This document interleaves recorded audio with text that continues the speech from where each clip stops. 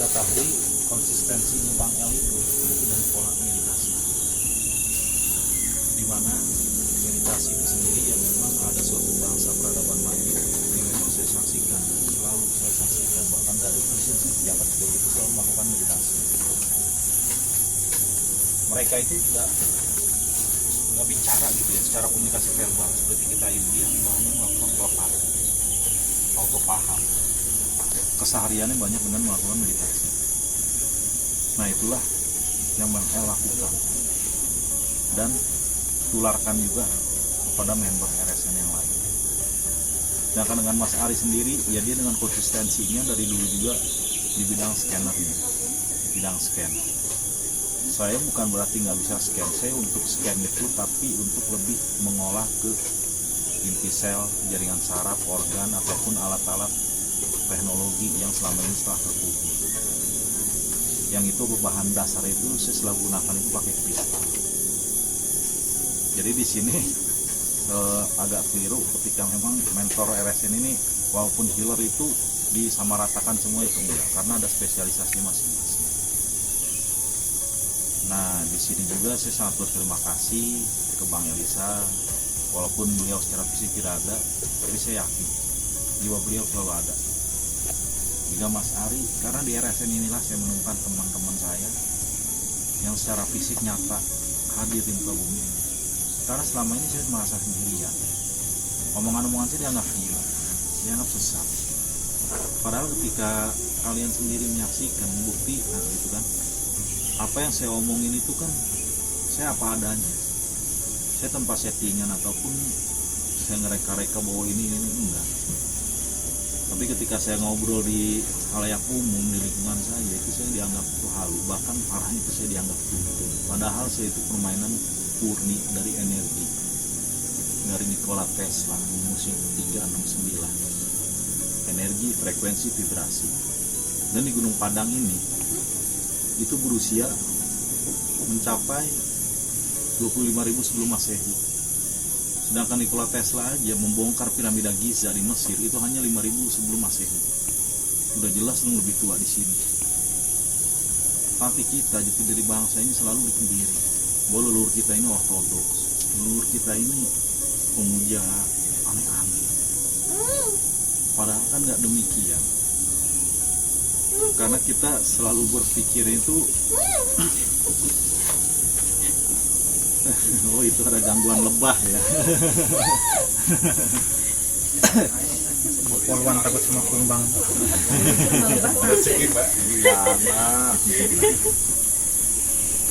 Intermezzo. Jadi tadi dari sedikit demi sedikit, hari demi hari, saya berjalan walaupun dengan tertatih-tatih membuktikan sendiri yang hadir di sini itu kan ada yang karyawan, itu pun juga udah dari top manajemen, ada yang pengusaha basicnya kan, ada yang kontraktor juga. Apa mah artinya? Saya selama ini nggak halu. Bahkan kami bertiga, Bang Elan, Mas Hari juga, apakah kita halu gini-ginian? Untuk apa sih kita gini? Kita masih punya keluarga, kita butuh hidup sendiri gitu. Fokus, tapi itu nggak bisa kita hindari. Karena inilah disebutnya panggilan jiwa. Yang disebut panggilan jiwa itu simpel sebenarnya itu. Kita hanya menyadari memori DNA kita berasal dari mana. Apa yang harus kita lakukan di muka bumi ini. Karena kehidupan itu nggak hanya dimensi bumi semata. Ketika memang kita memahami siapa jadi diri kita, inti sel kita kemana, itu akan terus mecah sampai ke atom yang terdalam. Kebanyakan orang yang meditasi itu hanya fokus di ketemu dengan dirinya sendiri. Itu hanya awal. Kalau di Islam itu baru awal perjalanan makrifat itu sendiri. Tapi ketika ya hal itu dibongkar lagi, yang warna putih ataupun ketemu dengan jati diri sendiri, itu dibongkar lagi, itu ada sel purba. Ketika sel purba itu dibongkar lagi, itu maka akan ada lagi kehidupan kita yang lebih lama lagi, yang memang pernah ada di muka bumi ini. Kita ketika dibongkar lebih dalam lagi, itu maka ada kehidupan kita di luar bumi, yaitu dimensi galaksi itu sendiri. Karena sejatinya ruh itu adalah hanya butiran debu di angkasa, yang semua yang ada di alam semesta ini adalah percikan dari zat Tuhan itu sendiri. Makanya yang tadi Mas Ari singgung itu, kita udah nggak ada pembenaran diri. Yang ada kita berjalan bersama hanya menuju kepada satu titik kebenaran itu sendiri. Di sini saya bukan berbicara tentang Tuhan atau apanya, tidak, tapi kita berbicara tentang bahwa kesadaran kolektif itu akan menuju ke satu titik hal yang sama, pola piramid, bukan pola corong gitu.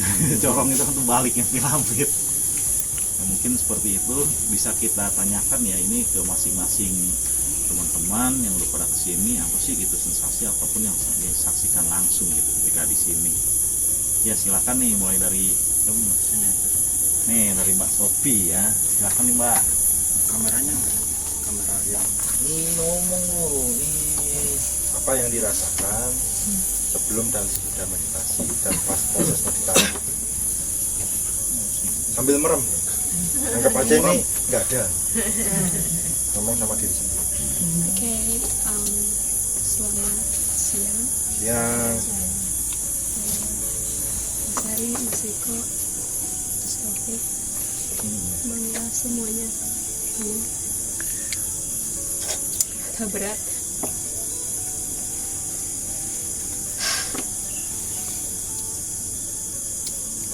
merem, anggap aja, baik. anggap aja itu nggak ada gitu, ya. Tapi Ya, semua berasa begitu cepat. Banyak perbedaan yang surprise buat saya, buat hidup saya.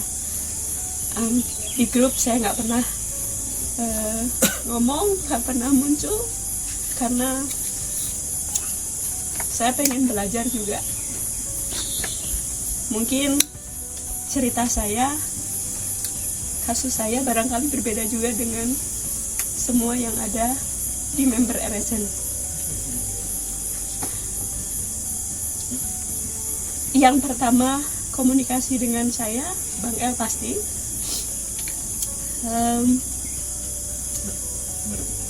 Mas Taufik secara tim, semuanya saya masih belum. Dan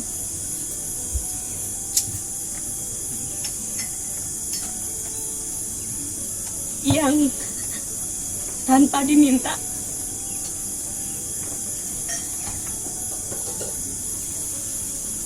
tanpa planning itu Mas Riko ngebongkar, entah itu apa, mungkin Mas Riko bisa jelasin.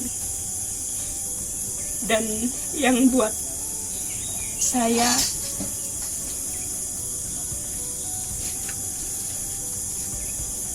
rada hilang, kejadian itu tepat di hari lahir saya. Saya pikir apa ini? Dan kemarin saya nggak punya pikiran apa-apa. Saya hanya ikut. Bahkan saya nggak bisa ngomong apa-apa dengan mereka. Mungkin terima kasih nggak akan pernah cukup. Thank you. Bahkan di hari lahir saya berkesempatan meditasi dengan mereka.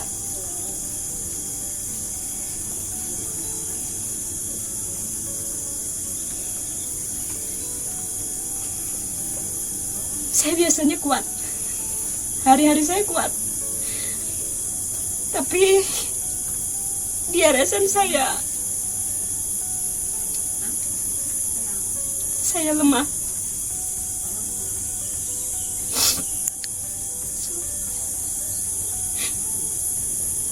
Dan yang ada di hati saya bersyukur karena saya nggak ngerasa sendiri.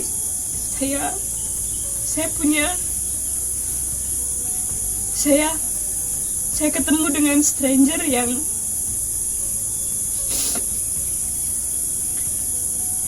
sekarang ada di hidup saya.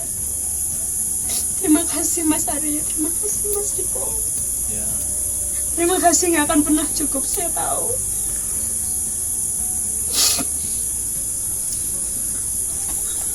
Saya akan berusaha dengan kemampuan saya saya akan selalu ada untuk RSN.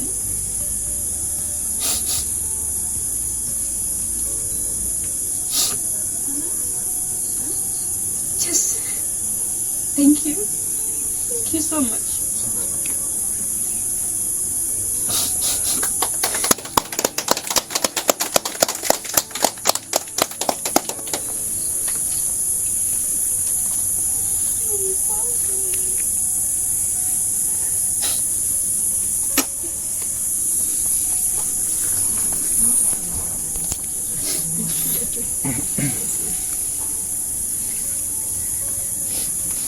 Silakan bebas. Ya. Nama. Nggak ada suaranya. Iya bisa. Emang nggak ada suaranya. Nggak ada speaker juga. Grogi dia. Kocak lo. Tenang Bu, tenang. Selamat siang, Mas Riko, Mas Arya, Siang. Ibu semua. Perkenalkan, nama saya April. Jadi saya pertama kali ikut RSN itu karena dari mama. Kemarin ikut ke Bali juga. Terus sekarang ada kesempatan nganterin mama juga ikut ke sini. Terus tadi ikut meditasi. Ada ikut 2 kali meditasi. Pertama di yang kedua itu ada tingkatan tadi, yang kedua itu biasa aja sih, maksudnya di tangan tuh berasa geremet, terus ngerasa kayak kesemutan. Terus untuk yang tadi yang terakhir yang meditasi yang akhir Yang di lantai 4 ya? iya yang di lantai 4 Teras 4. Teras 5. teras Oh, 5. 5 sih. 5. di teras 5 itu tangan lebih ngerasa lebih berat, terus geremet, terus ngerasa lebih kesemutan. Terus untuk visionnya itu yang aku lihat sendiri mungkin belum kayak Bapak Ibu sekalian, cuman ini baru saya ngerasa kayak ada warna merah, pink, terus berubah jadi biru, terus lama-lama jadi putih terang. Itu nggak tahu artinya apa, cuman terakhir emang pas sebelum 1, 2, 3 disuruh buka mata itu jelas banget putih, putih terang. Terus disuruh selonjorin kaki, terus ya udah. Jadi mulai emang kesemutan, terus kaki kesemutan. Itu secara fisik ya? Ya. Kalau secara rasa, apa yang Secara dirasakan? rasa sehabis itu rasanya awal-awal dingin, semua dingin, kayak dihembus angin terus, dingin, tapi di kaki belum berasa dingin, cuman di seluruh badan tuh udah mulai dingin. Terus di akhir-akhirnya kayak sekarang udah mulai lebih lepas lah, lebih lega. Jadi pengaruh ke mood, Iya, betul. lebih tenang. Iya, damai. tadinya kan kayak semalam aku ngobrol sama Mas Ari kan, Iya. emang kelihatannya seperti lebih tertutup gitu orangnya. Mungkin nggak tahu kalau sekarang lihatnya Nah, gimana. gini, waktu awal di Bali juga aku lihat mbaknya itu kan kayak yang pendiam. Sebenarnya itu tuh bawel. Di kehidupan sosial itu bawel, mulai recet gitu loh. Cuma selama Emang bener. itu kan karena memang waktu itu terbatas ya. Memang banyak yang ini waiting list, makanya aku nggak sempat ngomongin ini gitu. Nah disinilah itu tuh udah termasuknya tuh bukan hanya aktivasi DNA, tapi udah kultivasi energi. Cakra-cakra itu bongkar gitu. Makanya dari warna merah, pink, merah itu kan dari cakra dasar, muladhara, pink itu sebenarnya dari hati. Itu vibrasi kita kasih kebahagiaan itu dari pink itu sampai ke biru. Nah, biru itu di sini. Biru itu sebenarnya area kepala ya, bukan hanya cakra tenggorokan. Tenggorokan itu hanya biru laut. Biru langit. Nah itu tuh birunya itu biru untuk ini. Nah memang betul karena memang leluhur Nusantara itu ataupun orang-orang yang memang udah lindungi itu memang rata-rata itu auranya itu berwarna biru. Itu. Latih ya terus, nanti retina mata semakin terbiasa dia makin lama makin tajam. Terima kasih Mas Riko, Mas Ari bimbingannya. Mungkin Ke Bu Yana dulu mungkin. Udah siap Bu? Ambil apa? Lepas kan? Assalamualaikum warahmatullahi wabarakatuh. Waalaikumsalam. Yang saya rasakan tadi kepala saya berat waktu meditasi ya. terus geremet-geremet di kepala, terus kedua tangan saya berat, terus kayak kesemutan seperti itu. Terus kenapa tadi saya nangis karena Mbak Sofia bilang, ya saya sampai ke titik ini kalau bukan karena Mas Ari, Mas Riko nggak sampai ke sini gitu.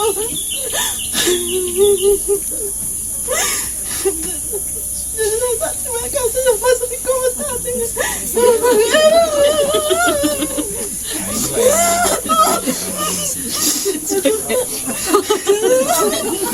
Nah, kuat memang itu hal biasa memang Bu. Iya, lepasin aja Bu. Lepasin sambil ngomong aja biar keluar dulu. Biar keluar dulu, jangan ditahan Biar dulu. keluar. Biar plong, pulang dari sini plong. Lepas aja nggak apa-apa. Lepas. Ya, nggak usah malu-malu, kita keluarga semua di sini. Google Translate. Enggak.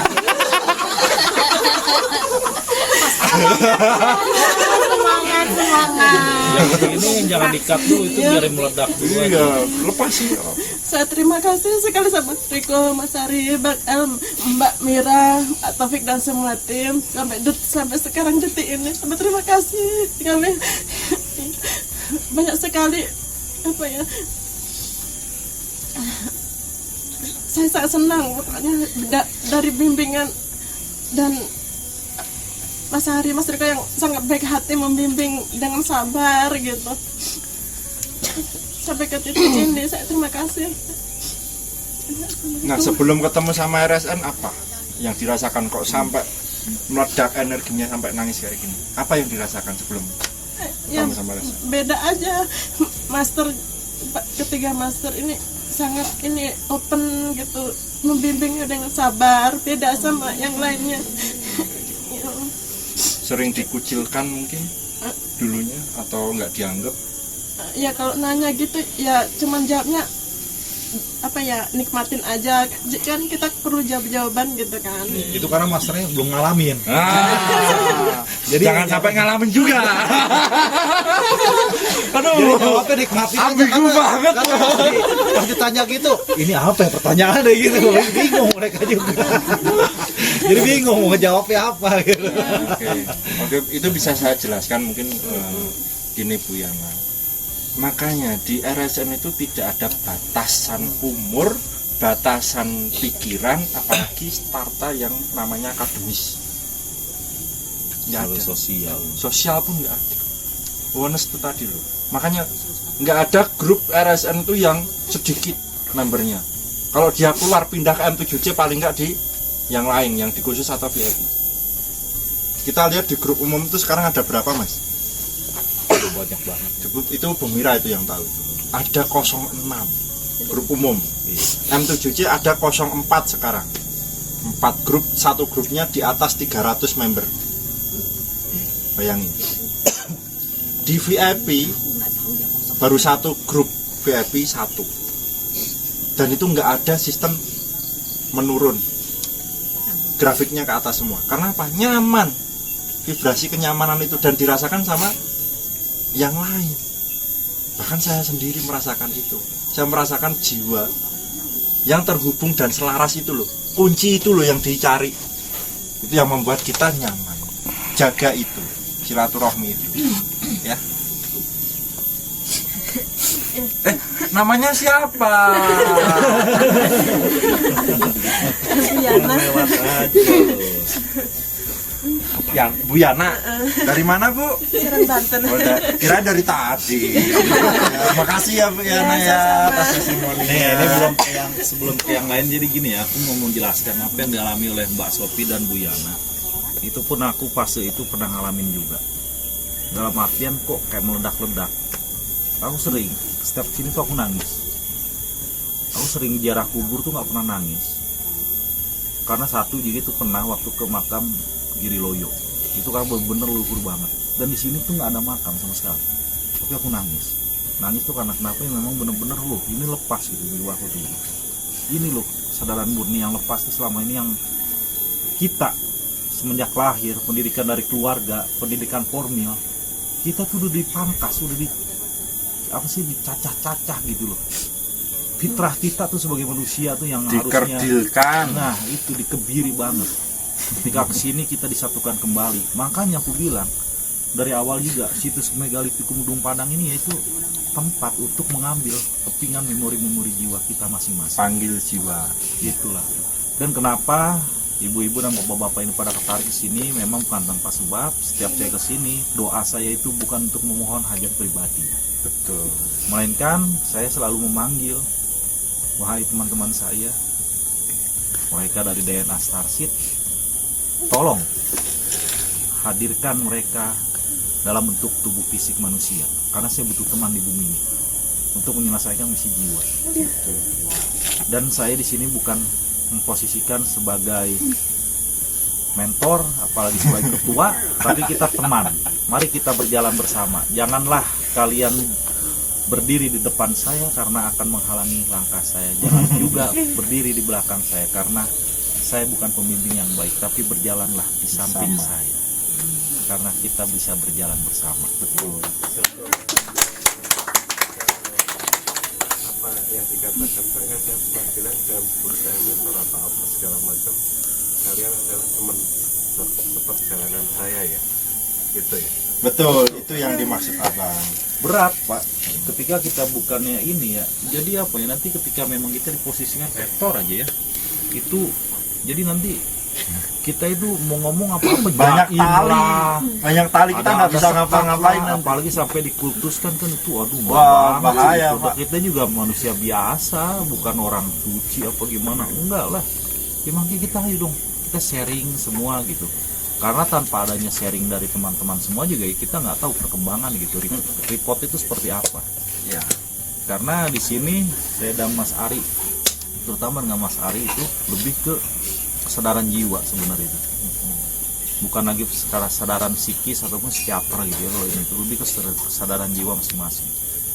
Kalau Mas Arinya lebih cenderung ke past life-nya, kalau saya lebih ke memori DNA kalian masing-masing. Seperti itulah kira-kira. Selanjutnya Monggo yang lain. Ibu, silakan. Udah ini belum? Assalamualaikum. Waalaikumsalam. Waalaikumsalam warahmatullahi wabarakatuh. Saya mau cerita sampai saya bisa di daerah Gunung Padang ini. Semestinya 2 minggu yang lalu habis dari Bali itu saya sudah ditarik untuk ke Gunung Padang ini, tapi saya nggak tahu jalurnya kemana. Nah pas hari Kamis itu saya cerita di grup bisnis masalah saya. Nah itu ada respon dari Ibu Ridu Anjani. Dia telepon ke saya, cerita. Habis itu dia cerita, Bu Lili hari Sabtu Mas Riko ada ke Gunung Padang. Saya bilang, Ibu Lili nggak tahu, saya nggak ikut grupnya Pak Riko. Tapi saya bilang saya pengen ke Gunung Padang. Jadi itu harinya hari Jumat. Caranya gimana ya, saya bilang. Nah ikut, saya tanya sama Mbak Mira, boleh ikut? Boleh. Itu pun saya ragu, saya bisa ikut apa enggak, karena saya nggak bisa, mungkin saya pergi sendiri. Nah rencananya kita barengan sama Ibu Ridu berdua kan pergi. Ternyata Sabtu pagi-pagi Bu Ridu bilang, Bu Lili saya tidak bisa ikut karena saya kurang sehat. Nah saya gimana, saya bilang, tapi ini hati terdorong untuk ke Gunung Padang. Akhirnya dengan punya keberanian saya ngajak suami saya, Pak ikut yuk ke Gunung Padang. Kata suami saya nggak bisa. Nah gimana ya, saya bilang ya. Jadi kita sendiri ada kerjaan, jadi saya bantu anak perempuan saya, yuk kita beres-berin kerjaan, antar mama, temenin mama, kita ke Gunung Padang. Kita cari hotel di Gunung Peruci, penuh, kita teleponin penuh. Jadi udah kita datang aja nak, saya bilang. Kita pakai bismillah, kita datang. Nah itu kita datang malam itu berdua, sampai di hotel. Pak masih ada kamar? Ada Bu, ini kamar yang terakhir katanya. Alhamdulillah. itu mujizat. Saya bilang itu benar-benar. Nah, besoknya pagi kita naik tadi, enggak terlalu gimana-gimana, cuma tangan itu pas kita meditasi itu cuma ada tarikan di tangan, biasa aja. Cuma pas kita di atas itu, yang kita meditasi dipimpin sama Mas Ari, itu saya nggak sadar itu nangis, air mata tuh keluar terus. Saya nggak tahu itu apa, tapi Mas, saya merasa kayaknya saya terlahir kembali, seperti saya menemukan RSN. Saya menemukan keluarga besar yang seenergi dan satu vibrasi. Banyak saya yang dapatkan menjadi keluarga RSN. Saya lebih bahagia. Dan saya mau cerita, saya pernah jatuh 4 tahun yang lalu. Saya jatuh, ketepuk, benar-benar kena ke tulang ekor saya. Saya nggak bisa duduk, kayak di depan begini nggak bisa, saya nggak bisa duduk. Saya bangun itu sakit banget. Saya merasa saya nggak sakit lagi pas saya dari bayi. Saya cerita sama anak saya bahwa saya sakitnya hilang. Itu mungkin nggak kebetulan, memang saya disambungkan dengan keluarga yang mengerti saya. Saya bersyukur, saya berterima kasih dengan Mas Ari, Mas Riko, Bang El, Mas Ari. Mudah-mudahan kita semua bisa punya kesadaran diri sendiri. Itu aja. Terima kasih. Selanjutnya Ntar bu. Sebelumnya Ibu masuk RSN motivasinya apa? Kesembuhan Saya mau fisik. sehat, saya mau sembuh. Sembuh. Iya. Dan ini pengalaman Ibu pertama naik gunung atau sebelumnya pernah ada? Ini pertama kali saya naik. Dan Ibu langsung sampai puncak ya, tanpa istirahat. Iya. Bisa diceritakan? Iya, saya udah divonis jantung koroner. Saya udah pasang ring 2. Oh, 2? Iya, sudah 2. Gitu. Saya naik tangga tadi sih nggak capek sama sekali. Jadi saya ngatur napas, tarik. Pas saya udah merasa ngos, saya tarik napas, buang napas, dan saya nggak lihat ke atas. Saya nggak lihat berapa itu tangga yang harus saya capai. Tapi saya berusaha step by step saya naik, dan saya nggak pedulikan lingkungan, pokoknya saya harus jalan. Dan lucunya saya dari sampai itu di gerbang itu, ini lebah ini ngelilingin saya terus sampai sekarang dikejar-kejar sama lebah ini. Itu saya cuma bisa bicara bahwa semoga semua aku berbahagia. Amin. Terjadilah. Terima kasih Ibu sudah bertestimoni, dan itu sebagai filosofi untuk kita semua. Jangan lihat ke atas, tapi lihatlah perjalanan kita. Kita nggak merasa capek nanti. Oke, terima kasih Ibu.